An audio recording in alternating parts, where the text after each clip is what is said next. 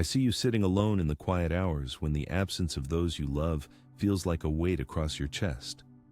I feel the heaviness in your hands when you reach for a phone that will not ring, the emptiness in a house that once held voices. You ask if this solitude will ever lift, if the silence that surrounds you now is a punishment, or perhaps the forgetting of God.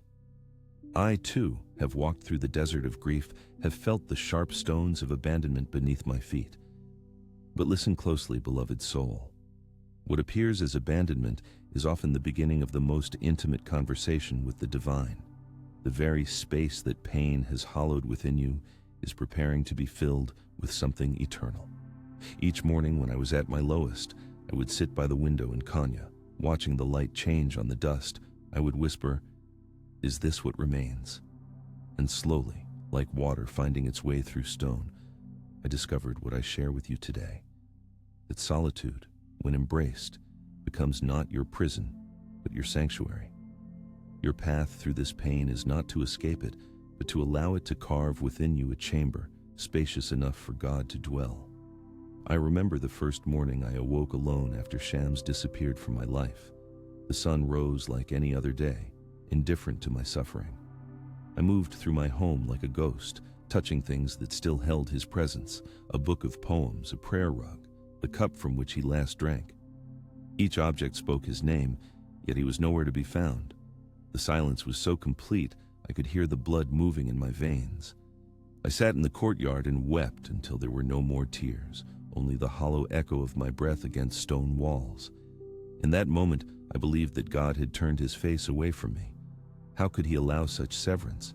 How could the divine permit this sacred bond to be broken? The questions circled like birds with nowhere to land. It was in that same courtyard, days later, when something shifted within me. I was sitting with my forehead pressed against the cool earth, and I felt, so subtle at first, a presence within the absence. Not Shams returning, but something deeper. The space around me and within me was not empty as I had thought, but saturated with a companionship beyond form. You see, it is not that God comes to the lonely. It is that loneliness finally creates in us the silence necessary to perceive what was always there. This is the first paradox I offer you. Solitude is not an abandonment, but a gathering. The heart that breaks open can contain the whole universe. I began to understand that my relationship with Shams had prepared me for a more direct communion. He had been the mirror, but now I was being asked to turn toward what the mirror had been reflecting all along. The pain did not disappear. Do not misunderstand me. I still called his name in the night. I still reached for his guidance when facing a difficult text or a moment of spiritual confusion. But alongside this human ache grew something new, a relationship with the invisible presence that holds all things together. I learned to speak into the emptiness and wait, not for an audible response, but for the subtle movement of truth within my own chest. You who sit alone now, learn this practice from me. Each morning when you wake to the silence that reminds you of your loss, place your hand over your heart. Feel its steady rhythm beneath your palm. Take 3 slow breaths and say, "God sits with me in this silence. This is not magic. It will not instantly remove your pain, but it will begin to transform the quality of your solitude from abandonment to sacred companionship." Do this for 7 days and notice how the texture of your aloneness begins to change. In the marketplace of Kanya, I once saw a beggar sitting with his hands outstretched. People walked past him as if he were invisible. I sat beside him and asked what he prayed for. "I no longer pray for what I lack," he told me. "I give thanks for the emptiness of my bowl, for it has space to be filled." His words struck me like lightning. I realized that our losses hollow us out, creating space for divine plenitude. This beggar, in his material poverty, had discovered spiritual abundance. "The empty bowl praises louder than the full one," he said, "for it knows its purpose is to receive." I spent the next year learning from beggars, from widows, from those who lived on the margins of society. They taught me that those who appear most alone often have the most intimate relationship with God. Not because suffering makes them special, but because necessity had stripped away their illusions of self-sufficiency. They had no choice but to become vessels. Your solitude now is carving you into just such a vessel. The question is not how to escape your aloneness, but how to make it sacred, how to transform it from abandonment into anticipation. Here is another truth I discovered. God often appears most vividly, not in the crowded moments of our lives, but in the empty ones. When friends surround us, when activity fills every hour, when voices constantly speak into our ears, we are often too full to receive the subtle whispers of the divine. But in the stripped and barren landscapes of loss, we finally have the space to hear. What you experience as abandonment may be God's way of clearing a path to reach you more directly. This does not mean your pain is good or necessary, only that it can become a doorway if you learn to walk through it with awareness. God does not cause your suffering, but neither does He waste it. Each tear you shed waters the garden of your soul. Each moment of loneliness is potential space for divine communion. When I finally understood this, I no longer fled from my solitude, but began to enter it as one would enter a temple, with reverence, with attention, with the expectation of encounter. I invite you to do the same. The silence that surrounds you now is not evidence of divine absence, but the necessary condition for a deeper presence. Enter it willingly, sit within it consciously, and soon you will discover what I learned through my own grief, that what appears as abandonment is often the beginning of the most profound companionship. In this sacred solitude, the heart learns a new language. It speaks less and listens more. It demands less and receives more. It strives less and trusts more. This is not resignation or passivity, but active receptivity, the most challenging spiritual posture. To stand in your aloneness without trying to escape it requires more courage than rushing to fill the void. I challenge you to this practice. For 3 minutes each day, sit in complete silence. No music, no voices, no distractions. Simply be present to what is. Notice how your mind struggles against this practice, how it generates noise to fill the quiet. This resistance is natural. Continue anyway. In time, the silence will begin to feel not like an enemy, but like an old friend who has been waiting patiently for you to notice their presence. I have watched souls struggle against the chains of habit, seen how the same hand that reaches for poison knows it is poison and reaches still. I understand the shame that comes with each return to what diminishes you, how after every fall the voice inside grows louder. This time proves I am beyond redemption. This cycle of promise and relapse is a particular kind of suffering, one that twists hope itself into an instrument of torture. You begin to distrust your own declarations, your own dawn prayers. The very people who once encouraged now look at you with eyes that say, "Again," and you carry their disappointment alongside your own. You wonder if God has grown tired of your repeated confessions, your broken commitments. The weight of these thoughts bends you toward the very thing you are trying to escape. When I was a young seeker, before shams found me, I was addicted to religious certainty. I clung to rigid interpretations, to the safety of black and white thinking. I judged others harshly while hiding my own confusions. Each time I encountered mystery or contradiction, I would retreat to my books, my memorized answers. I was intoxicated with being right rather than being awake. And though this may seem different from the substances or behaviors that trap you, the pattern was the same, a desperate attempt to control what cannot be controlled, to avoid the necessary surrender. Each time I broke through one level of understanding only to retreat back to safety, I experienced the same shame you feel when reaching again for what you have sworn to leave behind. It was on a particular night of prayer that my breakthrough began. I had been fasting for days, pushing my body to extremes in hopes of spiritual insight. But that night, as I bowed upon my prayer mat, I heard a voice, not from without, but from the deepest place within.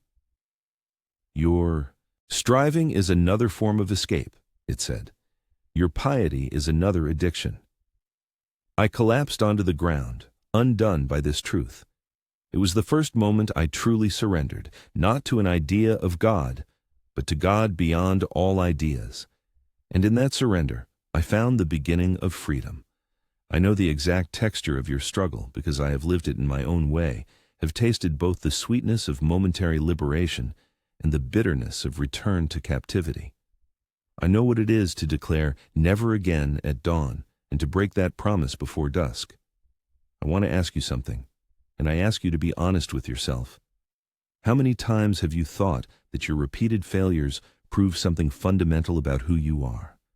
If this question touches a tender place in you, if you recognize this struggle between who you wish to be and who you fear you are, write in the comments, "My failures do not define me."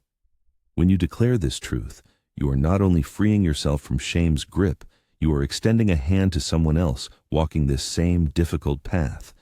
Your courage to speak honestly may be the exact medicine another soul needs today. What I discovered through my own cycle of spiritual advance and retreat was this contrary wisdom. Recovery is not a straight line upward, but a spiral path. You will pass the same landmarks again and again, but each time from a higher perspective. What appears as the same old failure is actually a new opportunity to respond differently. You have not returned to the exact same place because you yourself are not the same. This time, you bring new awareness, new tools, new humility. The one who rises after the 10th fall has learned something the one who fell 9 times did not yet know. God is not standing apart from this process, tallying your failures. God is the very energy of recovery surging within you, the divine persistence that allows you to begin again and again. Without this sacred impulse, you would not even feel the desire to change. Your very discontent is evidence of grace already working in you. The fact that you continue to struggle means you have not surrendered to darkness. This persistence is not your human will alone. It is God's love expressing itself through your continued efforts. The Beloved does not ask for your perfection, only for your willingness to keep turning back toward the light. I learned a practice from a recovered drunkard in Damascus that I now offer to you.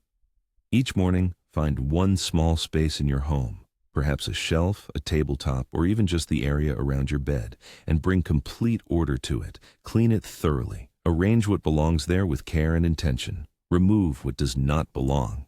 Do only this one small space, but do it with full attention. This outer practice reflects an inner truth. Recovery happens in small, manageable areas before it transforms the whole. You need not organize your entire life today. Simply bring order to one corner, and let that corner become a visual reminder that change is possible, that chaos need not be permanent. There's a wine shop in Aleppo where I once took shelter during a storm. The owner recognized me as a dervish and laughed. "What would your followers say if they saw their master in a place of intoxication?" he asked. I told him, "The true dervish knows that the whole world is a place of intoxication. Some are drunk on wine, others on wealth, others on reputation, others on theological arguments. The question is not whether we are intoxicated, but by what, and whether that substance brings us closer to or further from reality." He grew quiet then, and confessed he had once been a scholar before wine took him.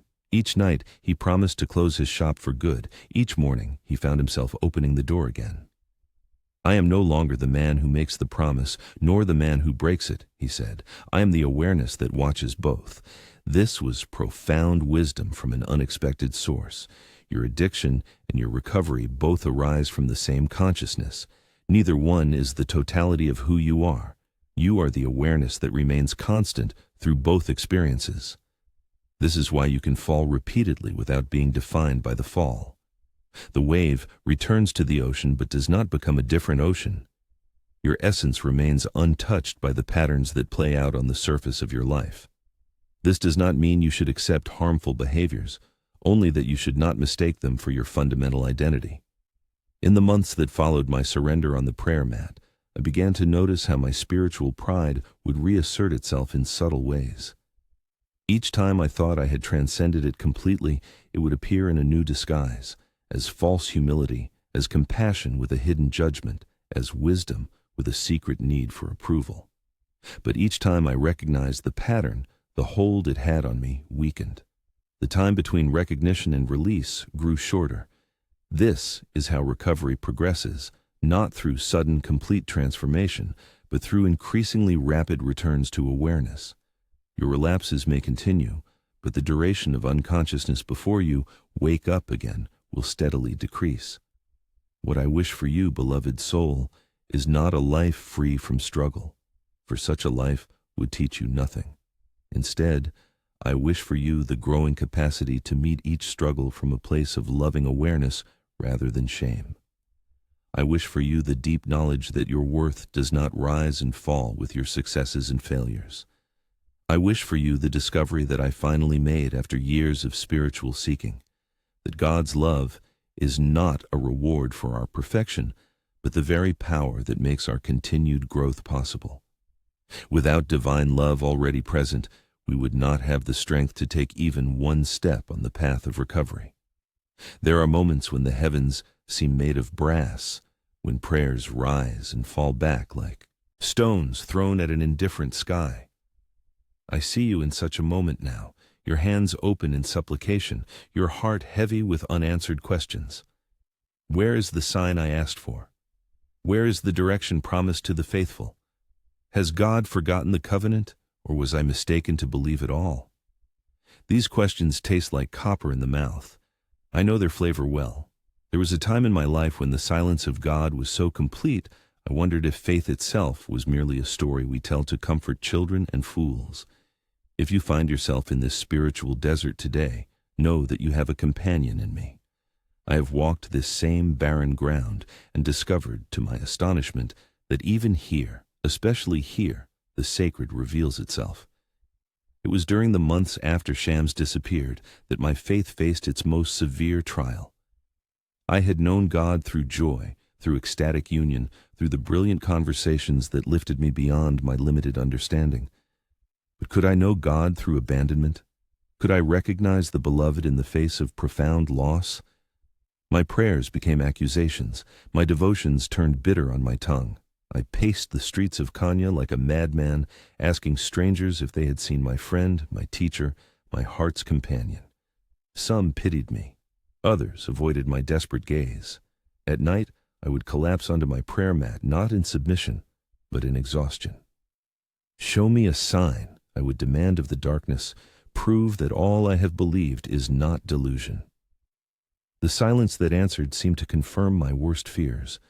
What I could not see then, what you perhaps cannot see now in your own dark night, was that this very crisis was itself the sign I had requested. Faith that has never been tested remains shallow, theoretical, a fair-weather companion. It is only when beliefs are stripped of comfort, when rituals no longer automatically produce feeling, when God seems absent precisely when most needed, only then does faith have the opportunity to deepen from pleasant sentiment to unshakable knowing. The winter strips the tree of leaves to prepare it for deeper growth. Your spiritual winter is not punishment or abandonment, it is preparation. One dawn, after a night of bitter tears, I walked to the outskirts of the city and sat beneath an ancient olive tree. Its trunk was twisted, gnarled by years of harsh weather and determined survival. I pressed my back against its rough bark and closed my eyes. For the first time in many weeks, I did not demand or plead or accuse. I simply sat in the company of this silent, enduring life. As the sun rose, warming my face, I felt something shift within me, not a return of former certainties, but the birth of a new, more mature relationship with mystery.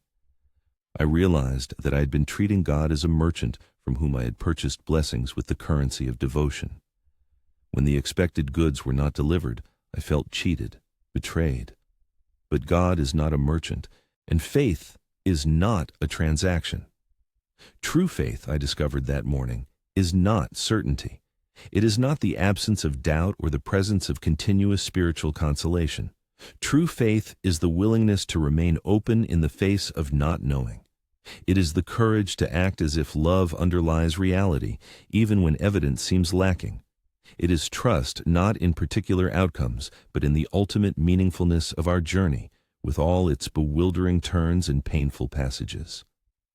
Under that olive tree, I began to understand that the God I was seeking had never been lost. It was my limited conception of God that had been shattered, and this shattering, painful as it was necessary for a more mature spiritual vision to emerge. If these words are touching something deep in you, If you feel this conversation is for your soul, subscribe to this channel. Here, I share teachings for those seeking truth, transformation, and the awakening of the heart. Activate the bell so my words continue reaching you. The silence of God, I came to realize, is not absence, but presence of a different quality, like the pause between musical notes that gives the composition its depth and beauty. Without these intervals of apparent emptiness, spiritual life becomes a constant noise that drowns out the subtle voices of truth. Your current experience of divine silence is not failure or punishment. It is a necessary phase in the development of authentic relationship with the sacred. Just as you cannot truly know another person without encountering their mysteries, their contradictions, their unexpected responses, you cannot truly know God without moving beyond the comforting God of your initial understanding. I spent many days beneath that olive tree, gradually surrendering my demands for particular signs or answers. Instead, I began to practice what I now call faithful attention, the discipline of noticing what is actually present rather than longing for what is absent. Each morning, I would sit and simply observe the changing light on the hills of Kanya, the movement of ants along the ground, the sensation of breath entering and leaving my body. I would listen to the call to prayer without adding my own petitions. I would feel the hunger in my stomach without immediately seeking to satisfy it. Slowly, through this practice, I began to recognize a continuous presence underlying all experience, a presence that had never departed but had been obscured by my own expectations and attachments. This is the practice I offer to you now. For 5 minutes each day, sit in a place where you can observe something natural, a plant, an animal, flowing water, clouds moving across the sky. Watch without naming, without judging, without seeking spiritual insight. Simply be present to what is. This is not a technique to make God reappear according to your specifications. It is a way of cultivating the receptivity necessary to recognize divine presence in unexpected forms. Faith is not about manufacturing particular feelings or receiving particular answers. It is about developing the capacity to perceive the sacred dimension of reality as it actually presents itself, not as we demand it should appear. There is a story told among the dervishes about a disciple who complained to his master that God never spoke to him. The master took him to a stream and held his head under water until the disciple was desperate for air. When he finally released him, the master asked, "What did you desire most when you were under the water?" "Air," gasped the disciple.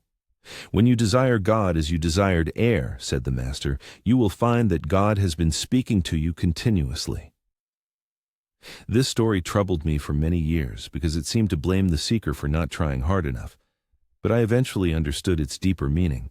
What prevents us from hearing is not divine reluctance to speak, but our preoccupation with other voices, particularly the voice of our own expectations about how spiritual life should unfold. Your crisis of faith is not a sign of spiritual failure, but of spiritual growth. The God you are struggling to find is the God beyond the God you thought you knew. This is not a comfortable process, but it is a necessary one if faith is to mature from childish dependence to adult relationship. The mystics of all traditions speak of this passage through darkness, this apparent divine abandonment that precedes deeper union. They call it by different names: the dark night of the soul, the cloud of unknowing, the stations of annihilation, but they recognize it as an essential phase in authentic spiritual development.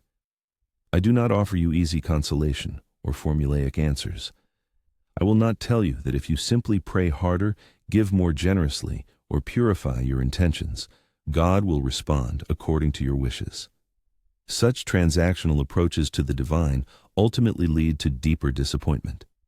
Instead, I invite you to consider that the very experience you interpret as abandonment may be an invitation to a more profound encounter, one that requires you to release your previous understanding in order to receive what is actually being offered. The sign you have been seeking may be hidden within the very silence that seems to deny it. When my heart finally quieted beneath that olive tree, when I ceased demanding and simply opened to what was, I discovered that faith is not a position we take or a feeling we cultivate. Faith is a relationship we enter, A relationship that includes confusion, darkness, and unanswered questions as surely as it includes clarity, light, and profound realizations. To be faithful is not to maintain unwavering certainty, but to remain in conversation even when that conversation includes long, uncomfortable silences. It is to trust not that everything will make sense or turn out well by our definitions, but that meaning exists even where we cannot immediately discern it. This more mature faith does not provide the security of the faith you have lost, but it offers something more valuable: authenticity. It allows for a relationship with the divine that includes the full range of human experience, doubt as well as conviction, anger as well as gratitude, confusion as well as clarity. It makes room for the God who is actually present, not merely the God of our wishful thinking. And paradoxically, when we release our grip on who we think God should be, we often discover unexpected evidence of divine presence in the very experiences we had interpreted as abandonment. I see the weight you carry upon your shoulders, the responsibility for others that wakes you before dawn and keeps you moving when your body cries for rest. I feel the calculation in your mind as you count what remains and measure it against what is needed. The fear rises like smoke. Will there be enough? Have I failed those who depend on me? What if the provision does not come? You stand between your family and an uncertain future, and this position demands a courage few understand. I have known this burden. When I was responsible for the spiritual and physical nourishment of my community in Kenya, there were nights I could not sleep, wondering if I had led them into a wilderness with no sustenance. The path of providing is a sacred and solitary one, yet it need not be walked in isolation from divine companionship. What I discovered in those anxious nights holds wisdom for your daytime struggles. There was a period when our dervish community faced severe lack. The harvest had been poor, donations had dwindled, and winter approached with merciless certainty. As the one to whom all looked for direction, I felt each hungry glance like a stone upon my chest. I would walk the perimeter of our lodge before dawn, calculating and recalculating what we had against what we needed, finding the answer insufficient each time. One particularly cold morning, I was making this anxious circuit when I noticed a small bird pecking at the frozen ground. It seemed a futile effort. What could possibly be found in such barren soil? Yet the bird continued, unhurried, unworried, completely absorbed in the present moment and present task. It neither stockpiled for some imagined catastrophic future, nor complained about the hardness of the ground. It simply continued its work with a strange confidence that what was needed would be there. I stood watching this tiny creature, and something shifted within me, not a solution to our material problems, but a profound reorientation toward them. I'd been living divided between two times, a difficult present and a catastrophic future. This division was exhausting my strength and clouding my vision. The bird existed entirely in the now, responding to what was actually before it rather than what might come tomorrow. This is not irresponsibility or magical thinking. It is alignment with the true nature of provision, which arrives, not in imaginary futures, but in actual moments. The divine economy operates in the currency of the present tense. This insight did not immediately fill our storehouses, but it restored my capacity to see and respond to the resources actually available rather than being paralyzed by those that seemed absent. You who provide for others, consider this paradox. Anxiety about provision diminishes your ability to recognize provision when it appears. When the mind is fixed on scarcity, it develops a peculiar blindness to abundance in unexpected forms. I began to practice what I call the discipline of noticing, training my attention to recognize resources that my anxiety had been overlooking. There was the neighbor with extra firewood, the unexpected skills among our newer members, the forgotten stores in a back room, the unusual herbs growing beside our path that could supplement our meals. None of these alone solved our larger challenge, but together they revealed a pattern of provision operating beneath my fearful calculations. This is not to diminish the reality of your financial struggles, or to suggest that mindset alone determines material outcomes. The wolf of poverty is real and bites with sharp teeth, But even in genuine scarcity, there is a choice between two relationships with what remains. One of clutching fear that diminishes vision, and one of open attention that expands it. Choose the second path. It is the difference between seeing only closed doors and noticing the small windows that might, with creativity and persistence, become passages to what you need. I learned a practice during that difficult winter that I now offer to you. Each morning, before engaging with any lack in your life, spend 3 minutes writing down every resource currently available to you. Not just money, but skills, relationships, knowledge, time, physical strength, creativity, faith. Be specific and concrete. This practice does not change your external circumstances immediately, but it systematically counteracts the narrowing effect of financial fear on your perception.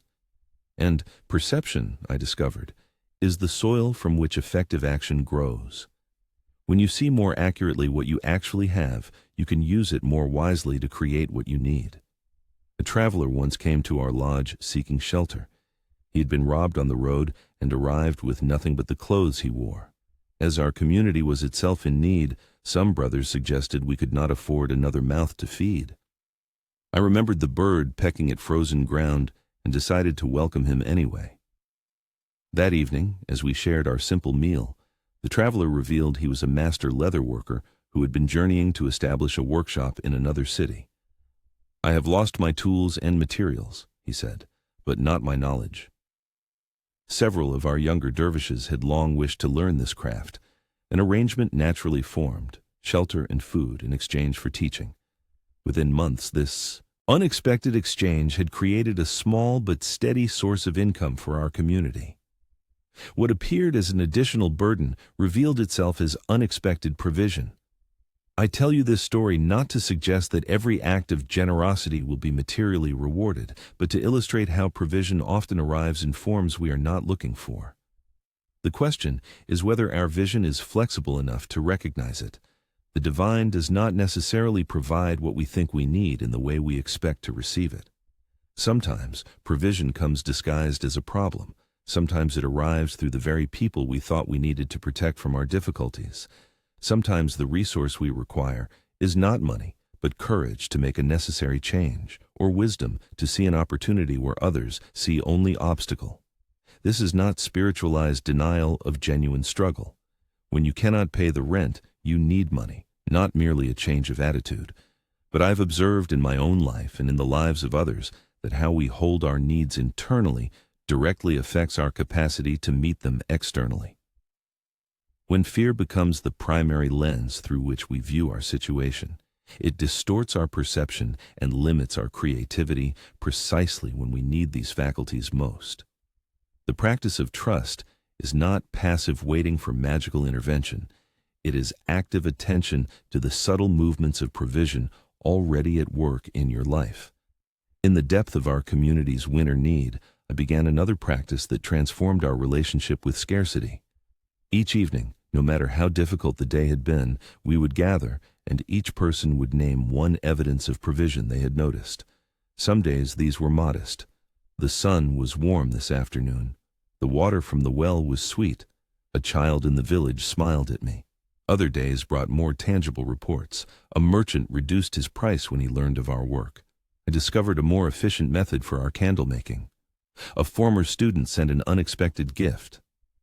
This ritual gradually shifted our collective vision from what was missing to what was present. It did not deny the reality of our need, but placed it within a larger context of continuing care. I offer you this same practice. Each evening, either alone or with your family, speak aloud one evidence of provision you noticed that day. Do this especially on, the hardest days. This is not artificial positivity. It is perceptual training. You are teaching your mind to maintain peripheral vision even when central challenges demand focus.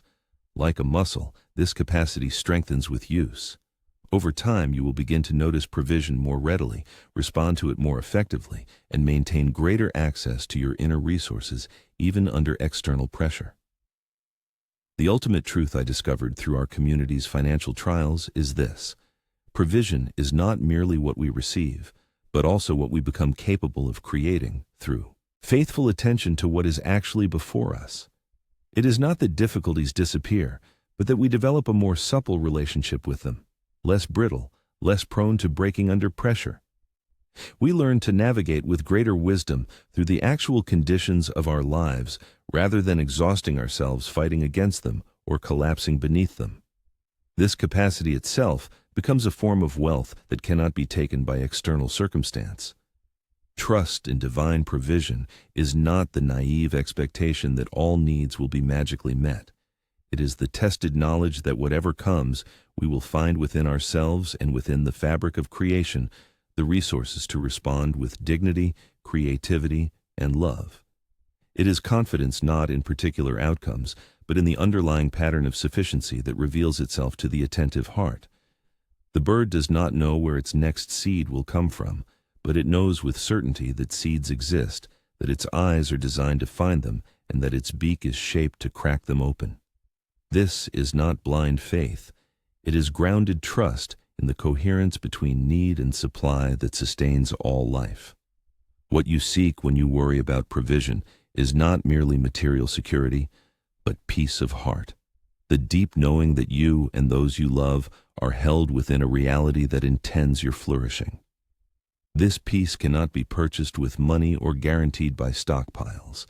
It grows only through repeated experiences of need met in unexpected ways, of creative solutions emerging from apparent dead ends, of strength arriving precisely when required.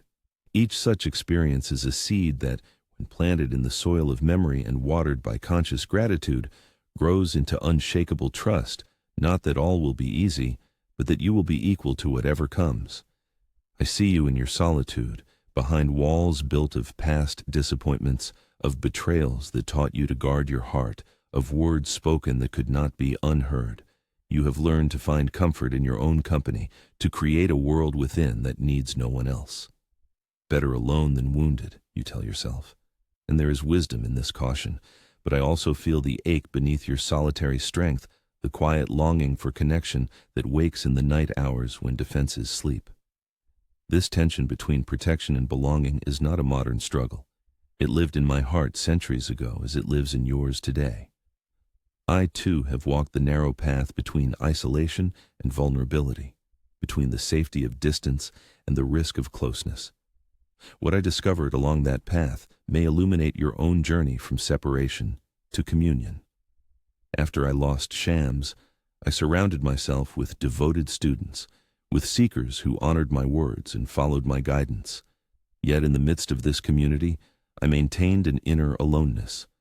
I taught, I wrote, I led prayers, but I held a part of myself separate, the part that had been broken by loss, the part that feared allowing another to become essential to my heart. This reservation was subtle. Even those closest to me did not perceive it. But in the quiet of my private devotions, I knew that I was giving my wisdom, but withholding my wounds. I was offering guidance, but not genuine companionship. I was performing the role of spiritual master while keeping the vulnerable human within me carefully guarded. This division served its purpose for a time, providing the space I needed to heal. But gradually, I became aware of a dryness creeping into my teachings, a distance between the words I offered and the truth I lived. It was during a period of retreat in the mountains outside Konya that I confronted this division within myself. I had gone seeking deeper communion with God, but what I found instead was a mirror reflecting my carefully constructed solitude. Each morning I would walk along a narrow stream, listening to its constant conversation with the stones. One day I stopped to rest beneath a towering cedar and noticed two distinct currents in the water, one flowing swiftly on the surface, the other moving more slowly beneath. These separate currents eventually converged around a large boulder, creating a single, more powerful flow. In that moment, I understood that my spiritual and human currents had remained divided, the surface teaching and the deeper longing flowing at different rates, never fully joining forces. This insight led me to a difficult truth. True connection with others requires integration within oneself. The parts we hide from our own awareness cannot be authentically shared with another. The wounds we refuse to acknowledge cannot be offered for healing touch. I had been expecting connection while maintaining division, seeking communion while practicing separation. This contradiction was not sustainable. Either I would need to accept a life of increasing isolation, respected but not truly known, or I would need to risk a more complete vulnerability, beginning with myself. I chose the second path, though it terrified me. Upon returning to Kenya, I began to integrate my public teaching with my private struggles. When speaking of divine love, I acknowledged my own continued grief. When offering guidance about spiritual discipline, I shared my own failures of practice. When discussing patience with God's timing, I admitted my own seasons of doubt and confusion. This integration was not confession for its own sake. It was the necessary foundation for genuine community. And something unexpected happened. As I allowed myself to be more fully human before others, they began to reveal themselves more completely to me. The distance I had sensed but could not name began to dissolve. We remained teacher and students, but we also became fellow travelers, sharing not only wisdom, but genuine presence. What I offer you from this experience is not an instruction to remove all boundaries or to share indiscriminately with those who have not earned trust. Protection has its place, especially after betrayal. But examine whether what began as necessary shelter has become a prison that keeps others out and locks you in. True connection does not require complete transparency with everyone, but it does require complete honesty with yourself. The parts of your story, your struggle, your spiritual journey that you cannot acknowledge within your own awareness cannot become bridges to meaningful communion with others. Begin this practice. Each day, spend 5 minutes in honest dialogue with yourself. Ask, what am I protecting right now? From whom am I hiding? What truth about my current experience am I reluctant to acknowledge even to myself? Write your answers in a private journal. This is not an exercise in self-accusation, but in self-integration. You cannot share what you have not first claimed as your own. You cannot offer authentic connection from a divided self. This daily practice of inner honesty prepares the ground for outer communion when the right relationships present themselves. I remember a woman who came to me in Kenya, the widow of a merchant who had left her well provided for, but utterly alone. I have wealth but no joy in it, she told me. I have a house but no one to create a home with. I attend gatherings but feel invisible within them. When I asked about her closest relationships, she spoke of servants, of distant relatives who visited occasionally, of neighbors with whom she exchanged polite greetings. But who knows your heart? I asked. She looked at me blankly. No one has asked, she said. I inquired further and discovered that in her grief after her husband's death, she had adopted a mask of dignified composure that effectively communicated to others. I need nothing. I feel nothing. Do not approach too closely. This message, broadcast continuously through her manner, her carefully controlled speech, her emotional containment, had created exactly the isolation she now lamented. Together, we designed a simple practice for her, one that might serve you as well. Each day, she would allow herself one small act of authentic expression or connection, a genuine answer to, "How are you?" rather than the automatic, "I am well." A moment of unguarded laughter, a request for assistance with a small matter, an expression of appreciation that revealed her actual feeling rather than conventional politeness. Think of these moments as tiny windows opened in a closed house, I told her. They need not be large to change the quality of air within. She followed this practice faithfully, and over months her experience of community gradually transformed, not because others had changed, but because she had begun to participate differently, with less armor and more authenticity. The truth I have observed across many lives, including my own, is this: community is not primarily something we find. It is something we create through the quality of presence we bring to each encounter.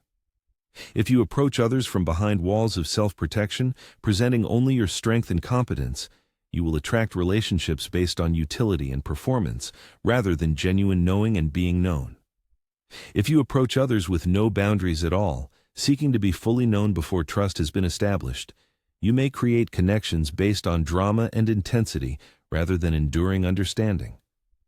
The middle path, the one that leads to sustainable community, involves discernment about whom to trust with your vulnerability, authenticity about your actual experience, and patience as relationships deepen gradually through reciprocal sharing.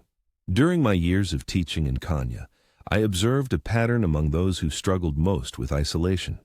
They often sought connection on a grand scale while overlooking opportunities for communion in ordinary moments. They imagined that meaningful community would arrive through dramatic encounters, powerful shared experiences, or finding the perfect spiritual companion. Meanwhile, they moved through their days barely noticing the shopkeeper who remembered their preferences, the neighbor who greeted them by name, the fellow worshiper who always sat nearby at prayers. They were looking so intently for profound connection that they failed to nurture the seeds of relationship already sprouting in the soil of their daily lives. I offer you this wisdom. Begin where you are, with who is already present. Before seeking new relationships, investigate the potential depth in existing ones. Before lamenting the absence of profound communion, practice more complete presence in ordinary interactions. Connection grows not primarily through finding the right people, but through becoming more fully present with the people you already encounter. This is not to deny the importance of compatibility and shared values in close relationships, but often the barrier to deeper connection is not the absence of the right others, but our own habit of partial presence, of holding back, of engaging from behind the walls of protection we have built. A simple practice for cultivating this presence: when speaking with someone, anyone, even in the most routine interaction, give them your complete attention for the duration of the exchange. Not mechanical listening while your mind races ahead, not partial focus while you scan your surroundings, but the gift of your undivided awareness. Notice the person's face, their tone, the feeling beneath their words. Respond to what they are actually expressing, not to your assumptions or to a script in your mind. This practice, applied consistently in ordinary moments, gradually reshapes your capacity for connection in all relationships. It is like strengthening a muscle through regular use, the muscle of full presence that makes deeper communion possible when the opportunity arises. I discovered in my own journey that the movement from isolation to authentic community is rarely dramatic or sudden. It happens through small choices made consistently, the choice to acknowledge our own needs rather than deny them, the choice to risk appropriate vulnerability rather than maintain perfect composure, the choice to extend genuine attention rather than efficient interaction. These choices, repeated daily, gradually dissolve the invisible barriers between self and other, creating pathways through which genuine connection can flow. The walls that once protected us become permeable membranes, allowing selective exchange rather than complete separation or indiscriminate exposure. This is the paradox at the heart of human connection. The more fully we become ourselves, integrated, self-aware, comfortable in our own uniqueness, the more deeply we can join with others without losing our center. True communion does not require us to abandon our boundaries, deny our distinctiveness, or contort ourselves to match others' expectations.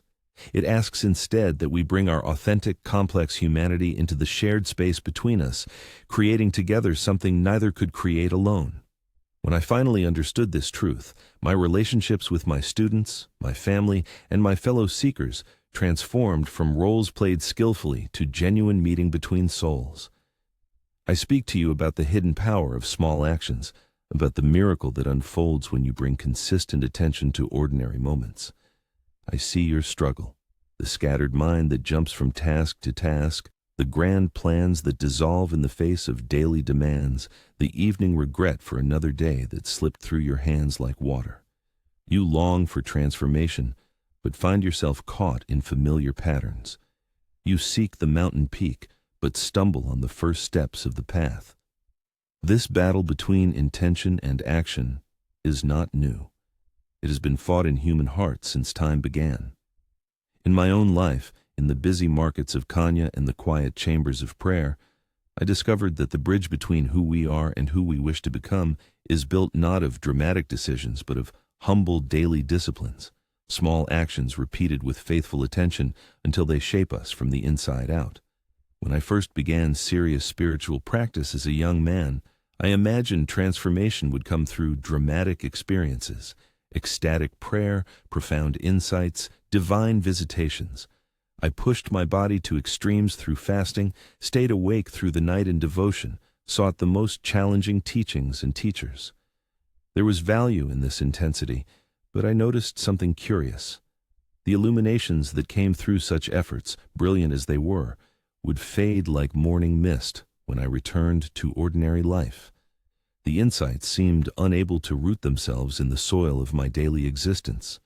I would touch transcendence, then find myself short-tempered with a servant, distracted during routine prayers, anxious about mundane concerns. The gap between my spiritual experiences and my lived character created a painful dissonance.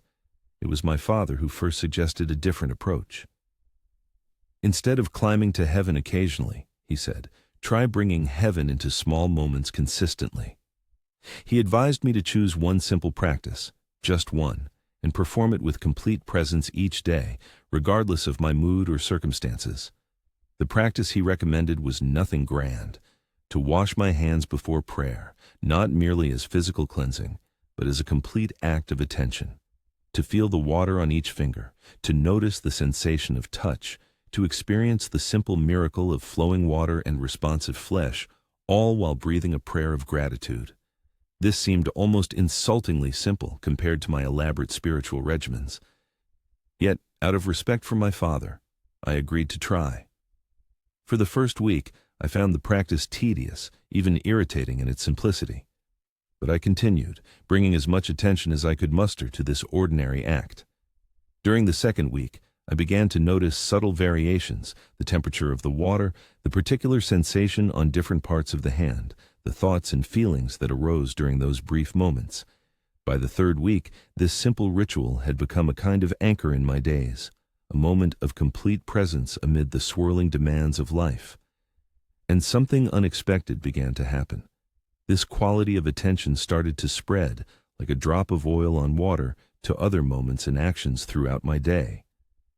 I found myself more fully present while eating, while walking between destinations, while listening to others speak. The practice was reshaping my attention not just during its performance, but beyond it. This experience taught me what I now share with you. Transformation does not come primarily through intensity, but through consistency. The actions that change us most deeply are not those we perform occasionally with maximum effort, but those we practice daily with quiet attention. This is not easy for minds trained to value the dramatic over the subtle, the extraordinary over the ordinary. We want our spiritual and personal growth to announce itself with trumpets, to arrive in recognizable packages of achievement. But the soul is shaped more by faithful attention to small things than by sporadic engagement with great ones. I invite you to begin with just one practice. One small discipline of attention, performed daily with as much presence as you can bring to it. It should be simple enough to be sustainable, regardless of external circumstances, yet meaningful enough to engage your full humanity. Perhaps it is making your bed each morning with complete attention to the sensory experience, and with an intention that this act of creating order will extend into your day. Perhaps it is eating your first few bites of each meal in silence, noticing the flavors, textures, and the miracle of nourishment. Perhaps it is standing outside for 1 minute each evening to observe the sky, connecting your individual life to the vast rhythms of the cosmos. Whatever practice you choose, approach it not as a duty to be checked off, but as a relationship to be deepened. Notice the resistance that arises, the mind's arguments that this small act cannot possibly matter, the impulse to rush through it mechanically, the days when you forget entirely. Do not use these inevitable struggles as evidence of failure or as reason to abandon the practice. Simply begin again, perhaps with even smaller commitments. The power lies not in perfection, but in the returning, the humble recognition of having wandered, and the quiet choice to realign with intention. This pattern of wandering and returning, practiced over time with self-compassion rather than harsh judgment, gradually reshapes the very pathways of your being. I learned this truth most powerfully during a period of intense personal crisis after Shams disappeared. My grief was so consuming that elaborate spiritual practices felt impossible. I could barely rise from my bed, let alone engage in the demanding disciplines that had structured my life. In this reduced state, I committed to just one tiny practice, to speak the name of God upon awakening each morning, before any other word crossed my lips. Some days, this whispered name was all I could offer. Yet in the faithful repetition of even this smallest gesture, I found a thread of continuity that led me gradually back to life. The practice became a tiny seed from which other disciplines could eventually grow again. I discovered that spiritual progress is not always about adding more practices, but about bringing more presence to essential ones. This is the paradox at the heart of transformation. The smaller the commitment, the more likely we are to keep it. The more consistently we keep it, the more powerful its effect over time. We resist this truth because it seems too simple, too accessible. Our ego wants achievement, not humble faithfulness. But the soul knows that real change happens through patient accumulation. Drop by drop filling the vessel, step by step climbing the mountain, breath by breath returning to presence. In my years of guiding spiritual seekers in Kenya, I observed that those who advanced most surely were rarely those with the most dramatic experiences or elaborate practices. They were those who brought quality of attention to ordinary actions, who maintained simple disciplines through changing circumstances, who valued consistency over intensity. One woman in our community, a widow of modest means, exemplified this approach. She had just 3 spiritual practices: to begin each day by touching her forehead to the ground in gratitude, to pause before speaking when angry, and to share even her meager resources with someone in need each week. These simple disciplines, maintained faithfully for decades, had sculpted in her a spiritual maturity that many with more impressive regimens never attained. I offer you this wisdom from her example. Choose disciplines that address your actual condition, not an imagined ideal self. If your mind constantly races, a practice of silent sitting for 3 minutes may serve you better than attempting an hour. If your heart has grown hard, a daily act of conscious kindness, however small, may be more transformative than elaborate prayers. If your life lacks structure, a single routine performed at the same time each day may create more lasting change than ambitious plans for complete reorganization. Begin where you actually are, not where you think you should be. This honesty is itself a spiritual practice, the foundation upon which sustainable discipline must be built, a practical framework I discovered through years of guiding seekers. When establishing a new discipline, consider the 3 dimensions of timing, scope, and presence. Timing refers to when the practice will occur, ideally anchored to an existing habit or time of day to support remembering. Scope refers to the boundaries of the practice, specifically what actions it includes and how long it will last, defined clearly enough that you can know when you have completed it. Presence refers to the quality of attention you bring, the specific aspect of the experience you commit to notice. For example, each morning after washing my face, timing, I will stand outside for 3 deep breaths, scope, noticing the sensation of air entering and leaving my body, presence. This framework helps transform vague intentions, I will be more mindful, into concrete practices that can actually reshape your days. The clearer the parameters, the more likely the discipline is to take root in the soil of your life. And once rooted, these small practices begin to bear fruit beyond their apparent significance, gradually reshaping your perception, your patterns of thought and emotion, your very experience of being alive. This is not magical thinking, but the natural result of how consciousness works. What we attend to consistently, we strengthen.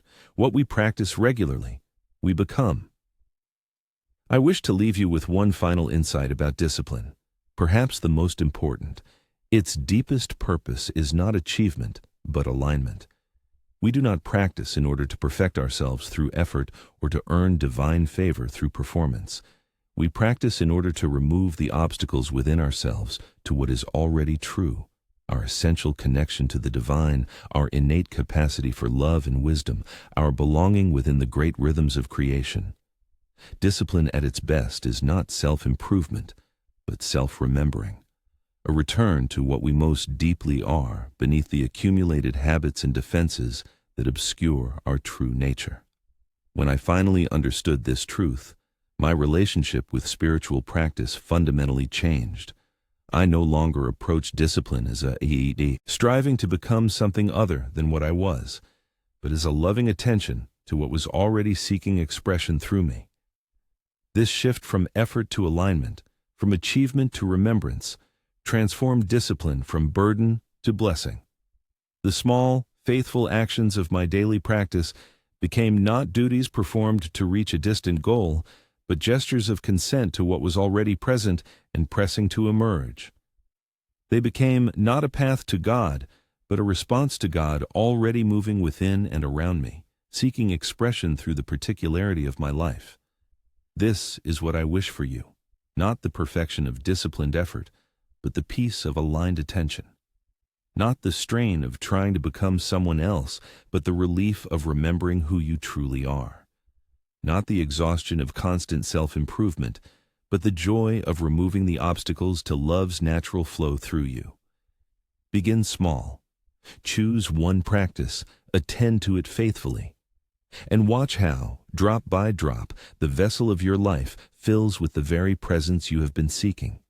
If this message resonated in your soul, subscribe and be part of this awakening journey. Each week, I bring wisdom for those who chose the path of true transformation. And leave in the comments. I begin today with one small discipline. This simple declaration marks the beginning of your journey back home, back to yourself.